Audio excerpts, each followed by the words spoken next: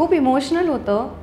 खरं तर मी प्रत्येक कुठल्याही शॉटच्या आधी कॅमेराच्या पाया पडते, दिग्दर्शकाच्या पाया पडले, मी आमचे जे सिनेमॅटोग्राफर आहेत सुनील सर त्यांच्या पाया पडले, मी सुबोधच्या पाया पडले, कारण तो he is a university in himself आणि त्याच्याबरोबर काम करून again it's like a dream come true. मला नेहमीच काम करायचं होतं सुबोधबरोबर आणि ती इच्छासुद्धा मला या चित्रपटाद्वारे मी पूर्ण केली.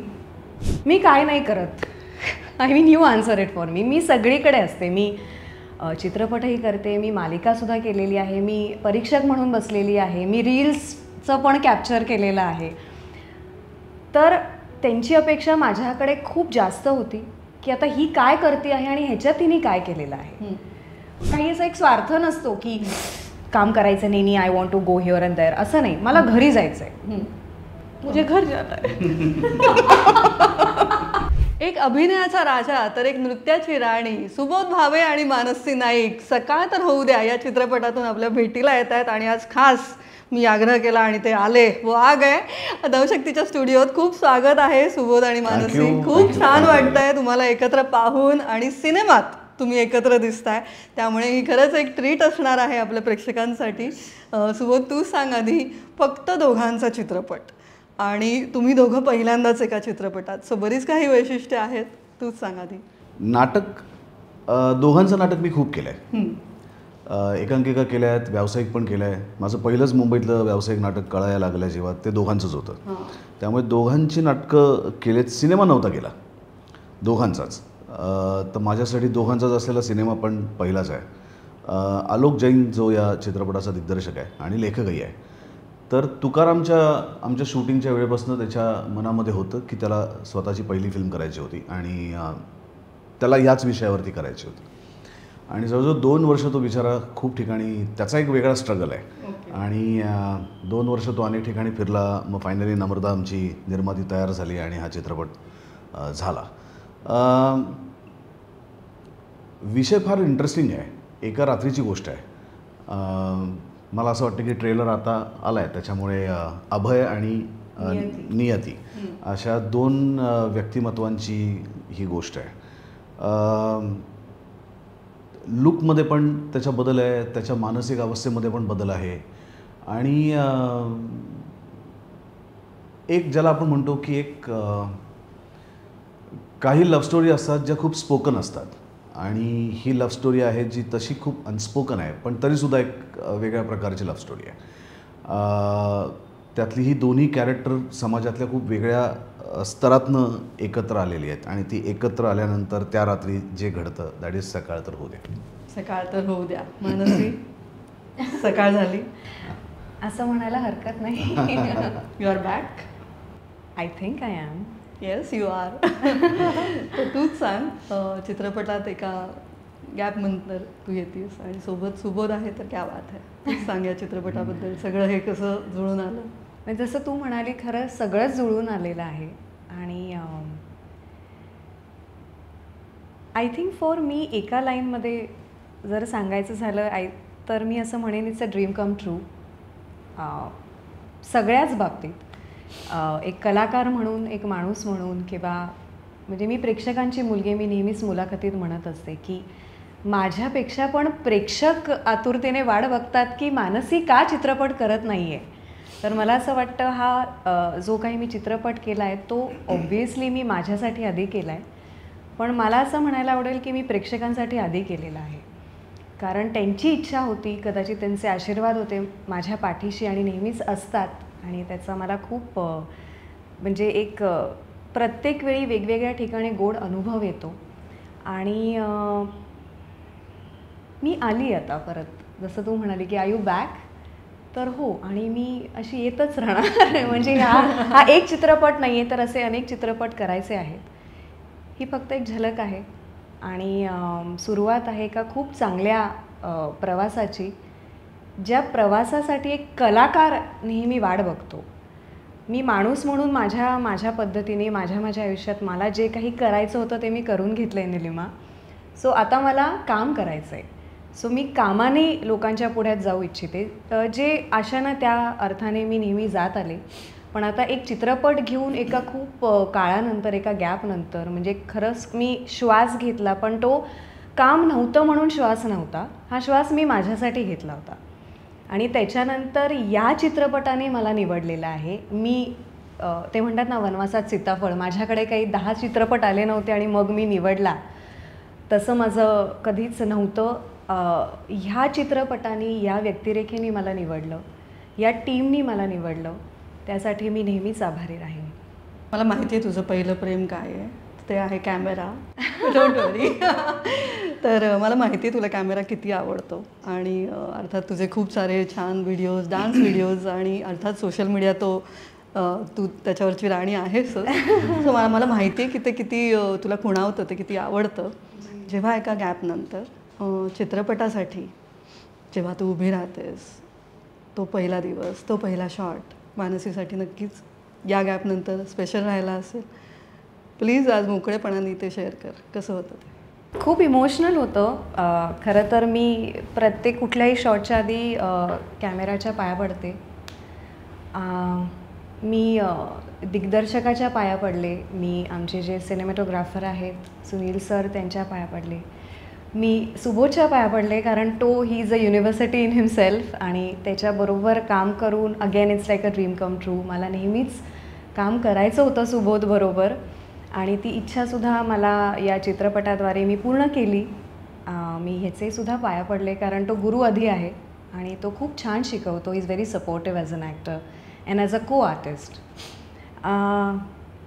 Coming back to your question, I was very emotional, पण ॲट द सेम टाईम दडपण होतं, कारण मला ना मौज मस्तीमध्ये काम करायला नाही आवडत. मला डिसिप्लिन्ड काम करायला आवडतं, की जेणेकरून कामावरचा कुठेही ना डिफोकस नाही झाला पाहिजे.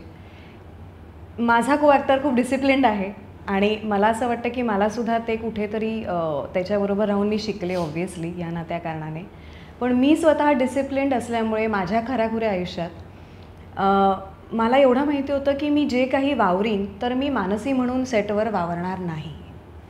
म्हणजे एक प्रत्येक कलाकार एक स्वतःचा होमवर्क करून जातो ना, एक अभ्यास, की आपल्याला मिळालेली व्यक्तिरेखा किंवा मिळालेले वाक्य, लोक वाक्यांसाठी, कलाकार धडपडतात की वाक्य मिळाले नाहीत, मला पेजेस मिळालेत. सो माझ्यासाठी हे नवीनही होतं, रिस्पॉन्सिबिलिटी होती आणि मला नाही करायचं होतं, मला हे करून दाखवायचं होतं की हो माझ्याकडे पण एक 2 पानी पान आलं तरी मी बोलू शकते. हां, ऑब्व्हियसली त्याला एक कालांतराने वेळ लागतो, कारण मी चित्रपट हा खूप काळाने केला आहे, पण मी काम करत आलेली आहे. माझं पदार्पण चित्रपटाद्वारे झालेलं आहे. पण त्या व्यक्तिरेखा किंवा ही व्यक्तिरेखा ह्याच्यात खूप जमीन आसमानाचा एक फरक आहे. आणि मी असं अनुभवलं आहे की प्रेक्षक वर्ग पण जसं तुम्ही वयाने मोठे होतात तेव्हा ते सुद्धा ना अपेक्षेने मोठे होतात. सो त्यांना पण तुमच्यामध्ये एक वेगळं काहीतरी बघायचं असतं. मी काय नाही करत.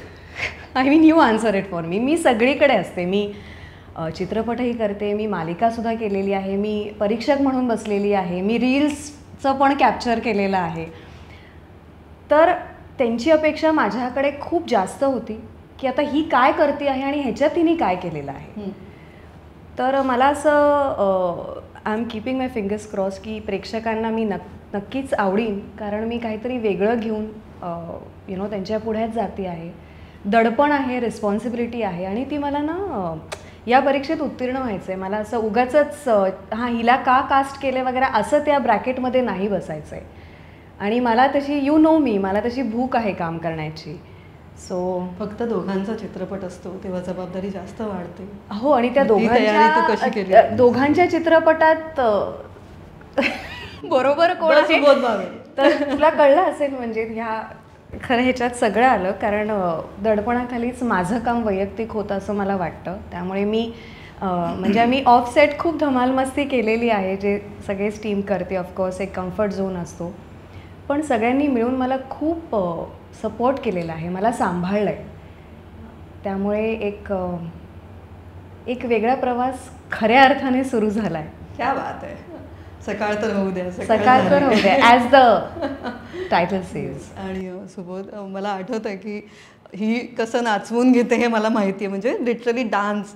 मला आठवतं की आपण मागच्या एका चॅनलमध्ये जिथे मी काम करत होते आणि तिथे ही त्या सोशल मीडिया आणि इंस्टाग्रामच्या जगाच्या खूप आधी असा पटकन आपण एक डान्स व्हिडिओ केला होता आणि मला असं झालं अरे हिने मला नाचवून पण घेतलं, मला कळलंही नाही. Mansi, you have that in you. तुला माहिती तू कशा पद्धतीने करून घेतेस आणि कळतही नाही.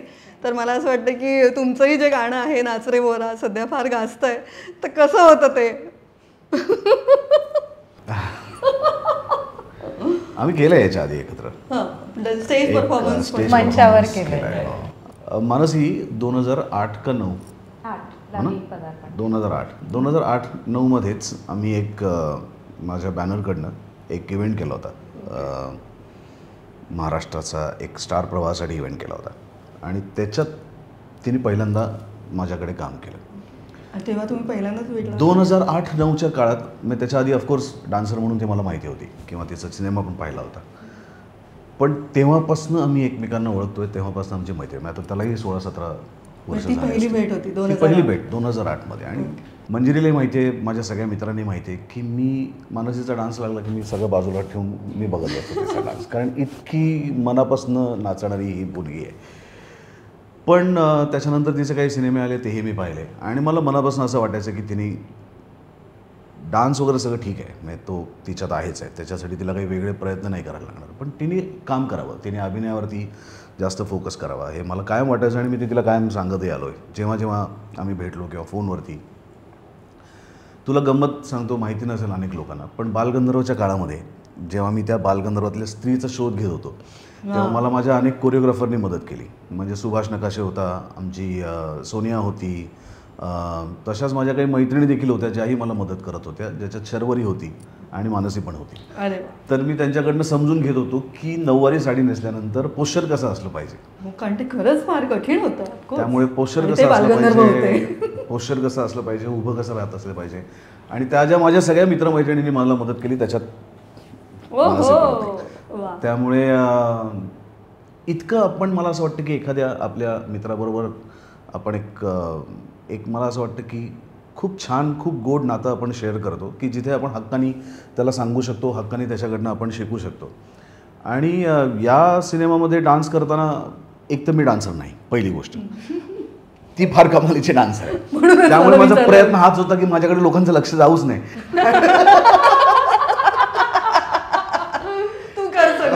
त्यामुळे आणि जर गेलाच तर तो असं अरे काहीतरी असं गेलं का बाजूने आत्ता असं एवढंच जावं. पण ते गाणं ज्या प्रकारे सिनेमात येतं, तर आत्ता कदाचित लोकांना ते इंडिपेंडेंटली गाणं बघताना असं वाटलं असेल की अरे हे काय आता चाललंय आयुष्यात, पण ते गाणं जेव्हा सिनेमात येतं तेव्हा ते खूप वेगळ्या पार्श्वभूमीवरती येतं आणि ते सिनेमा बघताना ते गाणं खूप छान वाटणार आहे ऑन स्क्रीन. त्याच्याबरोबर इतरही अनेक गाणी आहेत.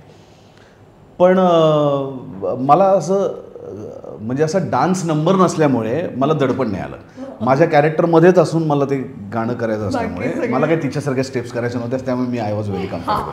आणि जे काही माझं चुकत असेल तर ती होतीच की माझ्याबरोबर मला सांगायला की हे असं नाही ते तसं नाही, त्यामुळे मी तिला विचारत होतो. त्याच्यात काही मला असं वाटतं की आम्ही ते ठरवलंय ना, डान्समध्ये मी मदत करणार, अभिनय तो बॅलन्स. सुरुवात तेच केलं ना, मला वाटतं की हे खूप छान कॉम्बिनेशन आहे. त्यामुळे I am really looking forward for this film. काहीतरी मजा येणार आहे, काहीतरी मॅजिक मजा असणार आहे. आता मानसी, मला तो प्रश्न विचारायचा जो कदाचित तुला कोणी नसेल विचारला या तुमच्या इंटरव्ह्यूच्या. आता तुम्ही दोघं एकत्र इंटरव्ह्यू देताय. हां, I am the luckiest. Yes, you are a lucky charm for everyone. तर मानसी, मला हे विचारायचं की सुबोध भावे यांच्यासोबतची पहिली भेट कधी, कुठे, कशी होती? नाही, आम्ही जेव्हा जेव्हा भेटतो आम्ही एक मेमरी क्रिएटच करतो, त्यामुळे I don't know which is म्हणजे मला बायस नाही व्हायचं आहे. आय थिंक मी सुबोधला आणि मंजिरीताईला एकत्र भेटले होते इव्हेंटसाठी. सो व्हेरी प्रोफेशनल भेट होती. आणि पण मला खूप छान वाटलं होतं, कारण मी जसं पदार्पण केलं जबरदस्त आणि मालिकेतून, कारण दोन्ही एकत्र आणि इतके मोठे I am very blessed, touch wood. म्हणजे ज्या प्रकारे मराठी सिनेसृष्टीने मला वेलकम केलं आहे हे खूप छान आहे. कारण मी काही फिल्मी बॅकग्राऊंडची नाही किंवा माझे आईवडील फिल्मला बिलॉंग करत नाही, फिल्म इंडस्ट्रीला. मी खूप एक ॲकॅडमिक बॅकग्राऊंडला बिलॉंग करते. सो व्हेरी क्लीनली चित्रपट आणि मालिकेच्या त्या प्रवासात मला मिळालेले कार्यक्रम पण मोठे होते. मग मी असे म्हणजे कुठलाही कार्यक्रम माझ्यासाठी लहान मोठा नाही, पण जे कार्यक्रम मिळाले ना ते मोठे प्रोडक्शन हाऊसेस आणि मोठे ॲक्ट्स, आणि तेव्हापासूनच मी तो विडा उचलला होता. त्याच्यामुळे me through out exactly. So त्या काळामध्ये मी पहिलाच कार्यक्रम केला तो स्टेट अवॉर्ड्स केला, आणि तेव्हा मी ऐश्वर्या राय बच्चन यांना बरसोरे मेघा मी ट्रिब्यूट केलं होतं. सो मी पहिली सुरुवातच तशी केली. आणि जर मी second, if I am not wrong in the calculation, कारण मी खूप इव्हेंट केलेत, तर सेकंड मोस्ट आय थिंक ह्यांचाच कार्यक्रम होता ज्याच्यामध्ये कार्यक्रमाची सुरुवातच मी केलेली आहे. कारण अष्टविनायकाचं गाणं होतं आणि त्याच्यामधले 2 बाप्पाचे जे भाग येतात किंवा 2 गणपती जे येतात ते मी केले होते. सो त्यांच्या त्या कार्यक्रमाचा जी सुरुवात होती ती मला करायला मिळाली. तर ही खरं हां, म्हणजे त्यांनी विश्वास दाखवला ना माझ्यावर, की कारण मी तशी सगळ्यांना ओळखत नव्हते, मी फार नवीन होते, पण त्या दोघांनी माझ्यामध्ये तो विश्वास दाखवला. So I am very thankful. आणि तो तेव्हा दाखवलेला विश्वास अजूनही आहे, हे महत्त्वाचं. या पुढेही राहू देत, हे जास्त महत्त्वाचं. आणि आता विषय निघाला बोलता बोलता, तू म्हणलीस ऐश्वर्या राय बच्चनला तू ट्रिब्यूट दिलं होतंस. अनेक जण तुला म्हणतात मराठीतली ऐश्वर्या राय बच्चन. काय सांगायचं? मला भारी वाटतं. ही कॉम्प्लिमेंट खूप वेगळी आहे, आणि ही कॉम्प्लिमेंट म्हणजे मला असं खूप सेल्फिशली बोलायला आवडतं की सगळ्यांना नाही मिळत, ही मला मिळते. पण नाही, कधी कुठली भेट झाली कुठल्या कार्यक्रम? But I would love to meet her of course. मी नेहमी म्हणते की मी ना सौंदर्य परे आहे, की म्हणजे मी फक्त सुंदर नाही आहे, तर माझे विचार पण तितकेच सुंदर आहेत जसे त्यांचे आहेत.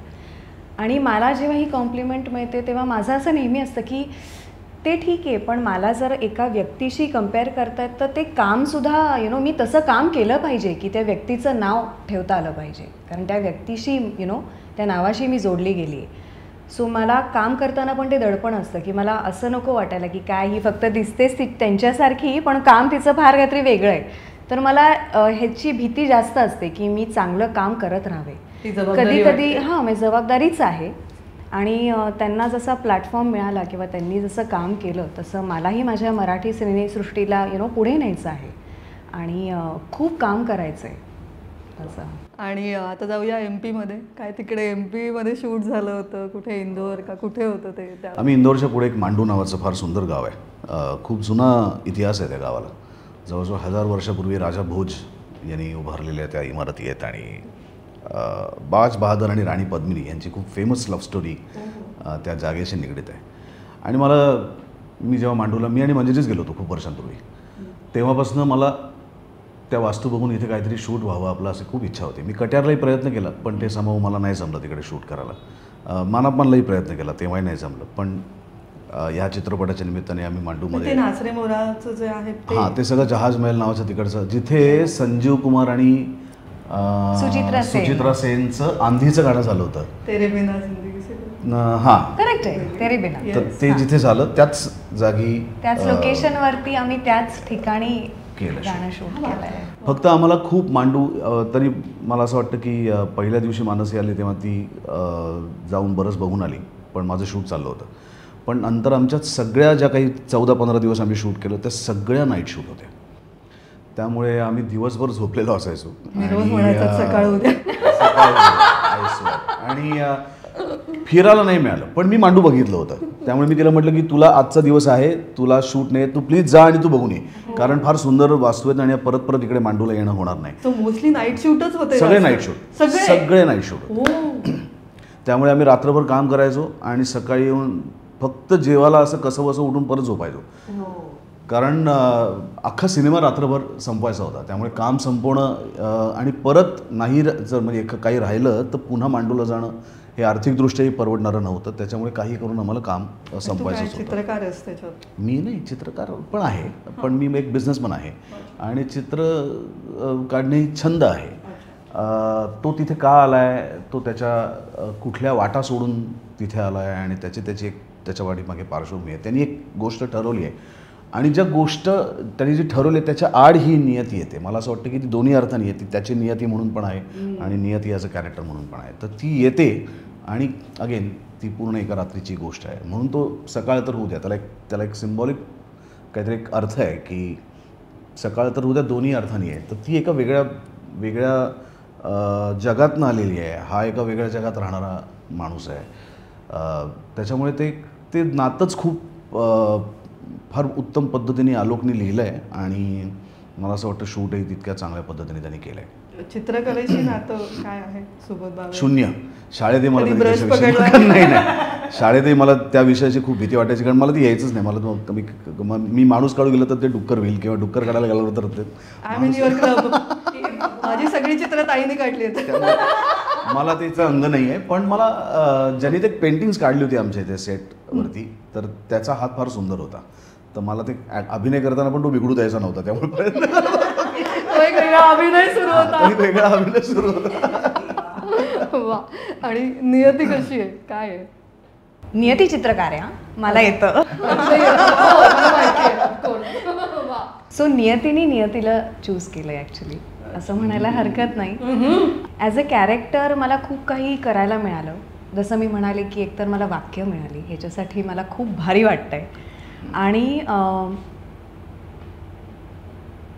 रिअलिस्टिक जसं मी जगते किंवा माझ्या आयुष्यात खऱ्याखुऱ्या आयुष्यात जे काही माझे अनुभव आले ते कुठेतरी नियतीला मी जोडले. सो ते रिलेट करू शकले आणि माझ्यासारखेच अनेक असतील प्रेक्षक वर्गांपैकी की हे रिलेट करू शकतील अशी नियती आहे. म्हणजे ते फक्त डायलॉग्सला नाही तर एक सिच्युएशन्स आहेत काही चित्रपटात, काही कॉर्नर्स आहेत आणि ते तसे इतके दे आर ब्युटिफुली प्लेस्ड की लोकांना असं ते वाटतं की यार हे आपल्याबरोबर पण झालेलं आहे. तर इतकं ते रिअलिस्टिक अख्खा चित्रपट तसा आहे. आणि खूप काही करायचं होतं, खूप काही करायला मिळालं.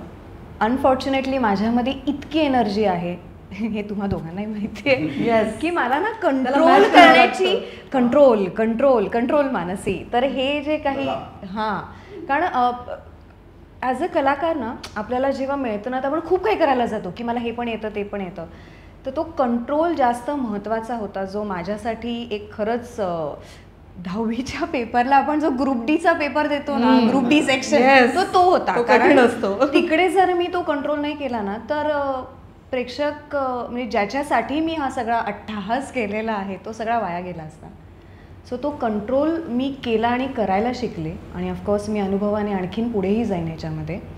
आणि नियती जशी मानसी आहे तशी थोडीफार आहे, पण नियतीबद्दल मला मुद्दाम सांगायचं नाही आहे कारण ती पडद्यावर बघण्यासारखी आहे. ती अशी शब्दांमध्ये डिफाईन नाही होणार.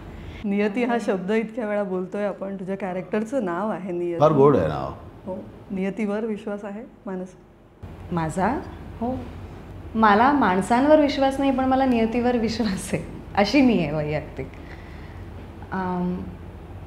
आणि असावा आपण ना, कारण जर आपण नियतीवर विश्वास दाखवला तर नियती आपल्यावर विश्वास दाखवेल आणि मग आपल्याला पाहिजे तसं पाहिजे तेव्हा काम करायला मिळतं आणि नो लॉस ना. So you believe in the universe, वो तुम्हें बताएगा वगैरे? I believe, yes. आणि ह्याच्यात it's all about give and take ना. तर आणि मॅनिफेस्टेशन प्रचंड आहे. आवडतं तुला? तू बिलीव्ह करतेस? खूप.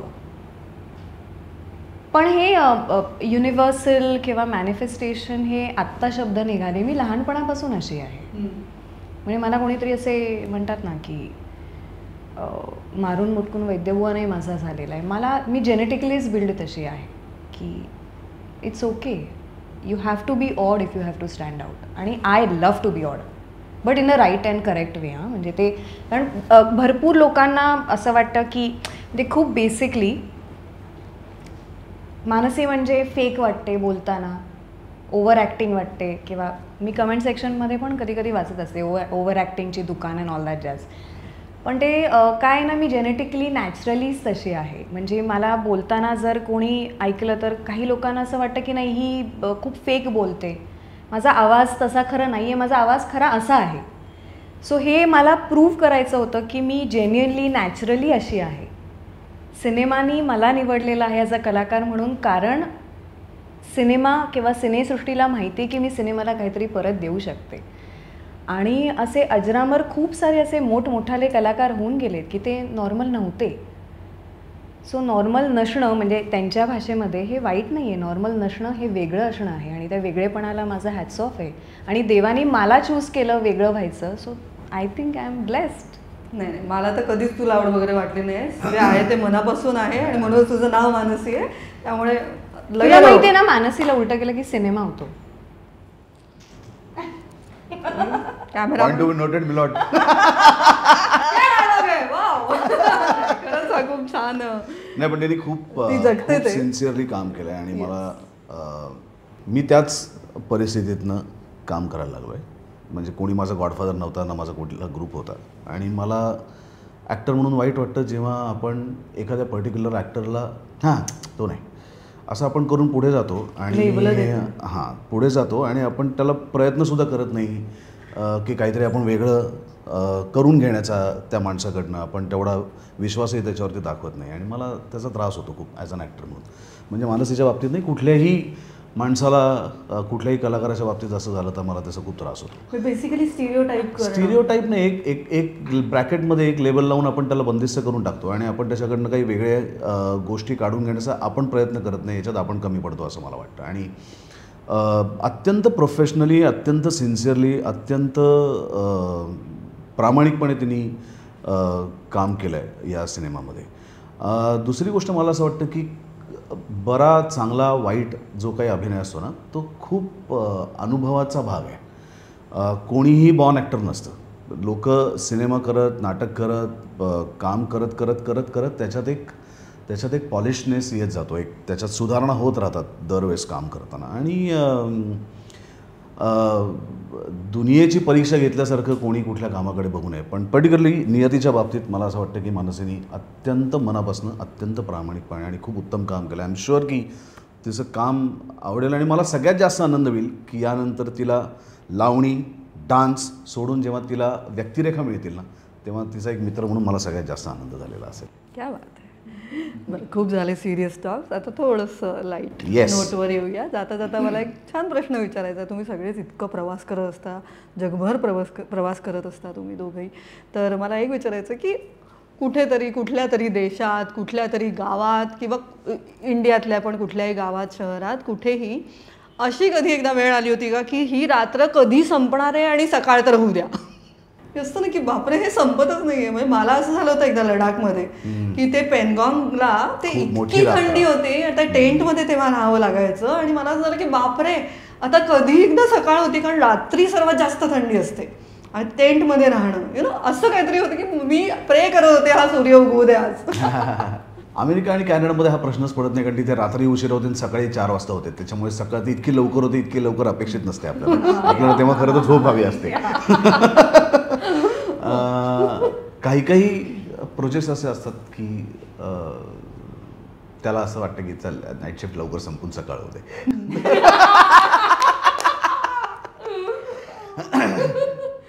फिरण्याच्या बाबतीत मला असं वाटत नाही. मला असं वाटतं जिथे तू कुठल्याही जागी गेलीस भारताच्या बाहेर कुठेही, जिथे तुझ्या बरोबर कंपनी आहे, जिथे तुझी माणसं तुझ्या बरोबर आहेत, तिथे तर असंच वाटतं की सकाळ होऊच नाही.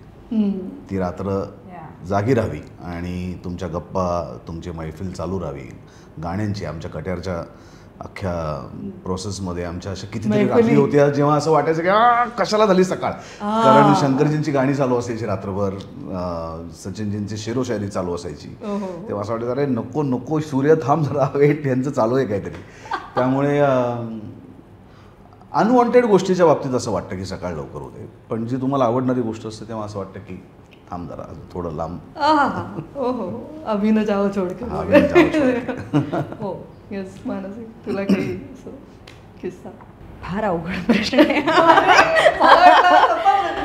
नाही कारण कोणासाठी इच टू इट्स ओन आहे ना. कोणासाठी कधी काय काय विचार असतात आणि सकाळ तर म्हणजे सकाळ होऊ देत ही भावना असते. माझ्या बाबतीत मला असं वाटतं की जेन्युनली म्हणजे हे मी बोलते हां, मी जर भारताबाहेर गेले तर मी एकतर प्रचंड होमसिक होते एका काळानंतर आणि मला घरी यायचं असतं. सो त्या बाबतीत अनेकदा असं झालेलं आहे की आय थिंक, आणि हे बरेचदा असं म्हणजे लोकही रिलेट करतील, तुम्ही दोघंसुद्धा रिलेट कराल, की एक काळानंतर फिरलो, खाल्लं, मौज मस्ती केली, सगळं केलं आणि आपल्याला माहिती की उद्याचं तिकीट ह्या वाजता आहे.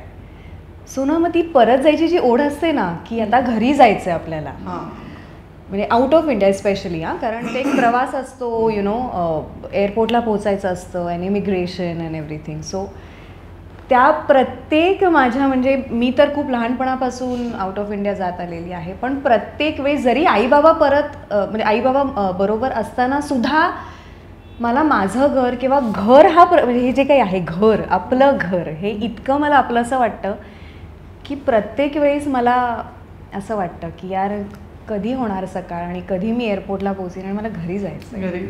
I am like that.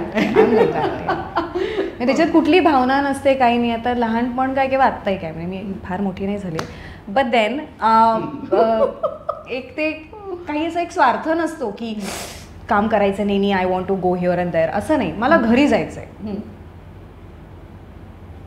मुझे घर जाना है.